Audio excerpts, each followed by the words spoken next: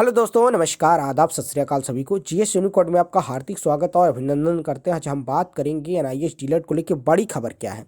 NIS डीलेट साथियों के लिए बड़ी अपडेट है। गजट प्रकाशन को लेकर महत्वपूर्ण सूचना, विभाग की गलती जिसके कारण आज 14 लाख विद्यार्थियों का जीवन खत्म होता हुआ दिख रहा है। कहने का मतलब जीवन का भविष्य खत्म होते हुए दिख रहा है, क्योंकि सुप्रीम कोर्ट के जजमेंट के बाद भविष्य खत्म ही है, क्योंकि बिहार से, असम से, पश्चिम बंगाल से सभी स्टेट से भर्तियों से वंचित किए गए हैं। सुप्रीम कोर्ट में नई याचिका दायर की जा रही, जो इसको मुख्य आरोपी एनसीटी, एमएचआरडी और भारत सरकार को बनाया जाएगा। ये इसकी भी जल्दी ही से हमारी टीम, सभी टीम लगी हुई है, कार्य कर रही है। पहले देख सकते हैं भारत सरकार, गवर्नमेंट ऑफ इंडिया, गजट प्रकाशन का जो काम था इसे कब दिया गया। एक सूचना मांगी गई आरटीआई एक्ट के विषय क्या है, सूचना अधिनियम 2005 के तहत मांगी गई थी। पंजीकरण संख्या के साथ आरटीआई संदर्भ में DOPUB/RE इंफॉर्मेशन 00172 दिनांक 9/12/2023 को मांगी गई थी। इसमें क्या था, संबंधित जानकारी आपको डिटेल में बताते हैं। देख सकते हैं सब इन्फॉर्मेशन क्या है। चलिए पहली बात करते हैं गजट प्रकाशन को लेके।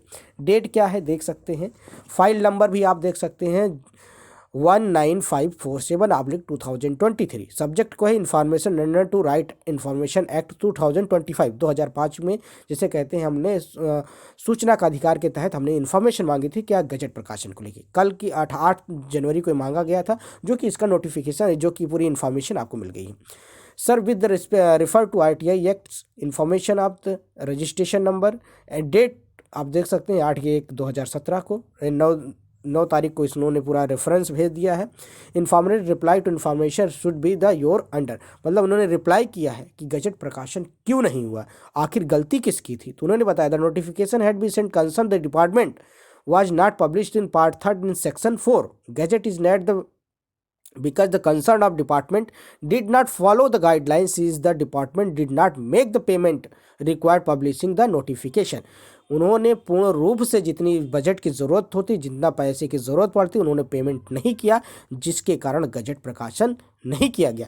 कहने का मतलब देखिए, डिपार्टमेंट जो था एनसीटी या एमएचआरडी, उसने जो गजट भेजा था, गजट भेजा जाता था क्या, भारत सरकार की मुद्रणालय में, प्रेस में, तो प्रेस को उन्होंने पर्याप्त भुगतान नहीं किया, जिसके कारण उन्होंने क्या नहीं किया, इसको गजट में प्रकाशन ही नहीं किया। और गजट में ना प्रकाशन होने के कारण सुप्रीम कोर्ट के ने इनकी वैलिड डिग्री को अनवैलिड कर दिया है। आप देख सकते हैं, इसका हिंदी में आपको बिल्कुल डिटेल में समझाते हैं। विषय क्या है, सूचना का अधिकार अधिनियम 2005 के अंतर्गत सूचना पंजीकृत संख्या के साथ आपके आरटीआई अनुरोध में के संदर्भ में दिनांक 9/12/2023 को सूचित किया जाता है कि आपके द्वारा मांगी गई जानकारी उत्तर में इस प्रकार है।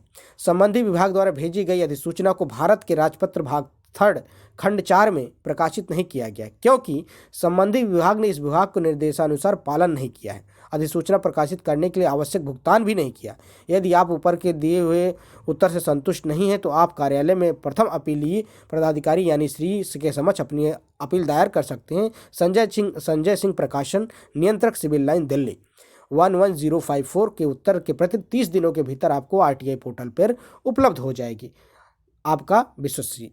कहने का मतलब है कि भारत सरकार के जो आला अधिकारी, चंद अधिकारियों की जो गलती की वजह से आज 14 लाख विद्यार्थियों का भविष्य अंधकारमय हुआ है। क्योंकि आप देख सकते हैं, असम, पश्चिम बंगाल, बिहार, ओडिशा, उत्तराखंड, अनेक राज्यों में भर्तियों से इनको वंचित किया गया, बल्कि बाहर निकाल दिया। साफ साफ आप देख सकते हैं, अभी असम में नोटिस आया कि एनआईएस डीलेट को नहीं लेंगे।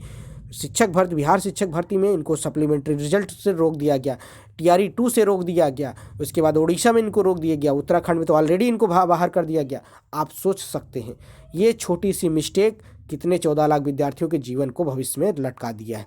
आप इसमें डिटेल और भी देख सकते हैं। In case of the certified reply the punished in their order the publish is not notification because the suitable payments. कहने का मतलब, जिनको देखिए गवर्नमेंट में भी क्या, जैसे आप किसी हॉस्पिटल में, किसी गवर्नमेंट संस्थान में जाते हैं, तो आपको एक पर्टिकुलर जो भुगतान होता है वो करना होता है, तभी आपका काम होता है। इस तरह एमएचआरडी ने, शिक्षा विभाग ने जो गजट भेजा उसका पैसा नहीं जब पेमेंट किया, पैसे ना पेमेंट करने की वजह से भारत का प्रेस इसको छापा नहीं, गजट में प्रिंट नहीं किया, जिसके कारण आज 14 लाख विद्यार्थियों की जिंदगी एकदम उस मुकाम पे आके खड़ी हुई सुप्रीम कोर्ट के जजमेंट के बाद कि विद्यार्थी कुछ नहीं कर पा रहे हैं। और बार बार इस चीज़ को लेके दिक्कतें का सामना करना। इसीलिए भारत सरकार पर बार बार इस बात को कहा जा रहा है कि कहीं ना कहीं गजट प्रकाशन हो। आप देख सकते हैं नंदन बोहरा जी हैं जो कि गजट प्रकाशन के लिए बिल्कुल जी जान से लगे हैं। उन्होंने पीएमओ को पत्र लिखा, वहाँ से भी कुछ इन्फॉर्मेशन आ गई कि हाँ ठीक है गजट प्रकाशन होगा, कहीं ना कहीं आला अधिकारियों की गलती की वजह से ऐसा हुआ। लेकिन दूसरी चीज़ है कि अभी सुप्रीम कोर्ट का मैटर था, तो सुप्रीम कोर्ट में भी जो कि हमारे बिहार से पप्पू यादव सर जी ये सब लगे हुए हैं, पूरे उसका लेके पेमेंट्स को लेके उसका पूरा कलेक्ट कर रहे हैं। उसके बाद सुप्रीम कोर्ट में नई याचिका दायर करने के बाद ये सारी चीज़ों की बहस होगी। अच्छा वकील करके इस मतलब कहीं ना कहीं टीम एकदम तत्पर है, आपको न्याय मिलेगा कहीं, क्योंकि ये बीएड के केस और डीएनआईएस डीएलएड के केस अलग है। इसमें तो कहीं ना कहीं सरकार की त्रुटि थी और जिसके कारण ये विद्यार्थियों के भविष्य अंधकारमय हुआ है। क्योंकि अब देखिए, अब ये कंफर्म नहीं हो सकता कि न्यायालय से कितनी जल्दी जजमेंट मिलेगा, लेकिन हाँ आपको जजमेंट मिलेगा, आपके फेवर में आएगा, इस चीज़ को हम निश्चिंत करा सकते हैं। जितने विद्यार्थी इसमें लगे हैं, आपकी सक्रियता और सारे विद्यार्थी भी आपके सहयोग से ये जल्दी ही से जल्द आपको रिजल्ट मिलेगा। और देखिए सुप्रीम कोर्ट का मैटर होता है तो कहीं ना कहीं इसमें लेट हो सकता है, लेकिन जजमेंट आपको मिलेगा। खबर यही थी। वीडियो पसंद आता है चैनल को लाइक करें, ज़्यादा से ज़्यादा अपने दोस्तों में शेयर करें। शिक्षक भर्ती की पल पल की अपडेट के लिए चैनल को सब्सक्राइब कर लें, और किसी भी और अपडेट के लिए शिक्षक भर्ती से अपडेट के लिए चैनल को सब्सक्राइब कर सकते हैं। अगर पहली बार विजिट करें तो चैनल को अपडेट सब्सक्राइब। मिलते हैं नए वीडियो के साथ। जय हिंद साथी, नमस्कार।